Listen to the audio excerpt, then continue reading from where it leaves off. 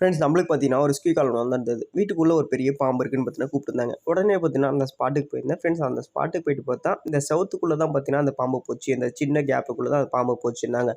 நம்மளும் தேடி பார்க்க சொல்ல பார்த்தீங்கன்னா அந்த செவுத்துக்குள்ளே பார்த்தீங்கன்னா நான் வலை இருந்தது. சின்ன கேப் நிறைய இருந்தது. அதுக்குள்ளே தான் அந்த பாம்பு போயிட்டுருக்குன்ட்டு நம்ம தேடி பார்க்க சொல்ல அதுக்குள்ளே தான் பார்த்தீங்கன்னா அந்த பாம்பு பதுங்கி இருந்தது. அதுக்கப்புறம் அந்த செங்கல்லாம் உடைச்சி எடுத்து அந்த பாம்பை பார்த்தீங்கன்னா நம்ம சேஃபாக ரெஸ்க்யூ பண்ணிட்டோம்.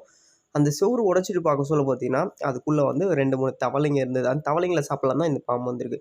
ஃப்ரெண்ட்ஸ் இது என்ன பாம்புன்னு கேட்டீங்கன்னா, பிரான்ச் பேக் ட்ரீ ஸ்னேக். தமிழ்ல பார்த்தீங்கன்னா, கொம்பேரி மூக்கன் மரமெறி பாம்புன்னு சொல்லுவாங்க. ஃப்ரெண்ட்ஸ் இது ஆக்சுவலா பார்த்தீங்கன்னா, ஒரு நான் வெனமஸ் ஸ்னேக்ஸ்.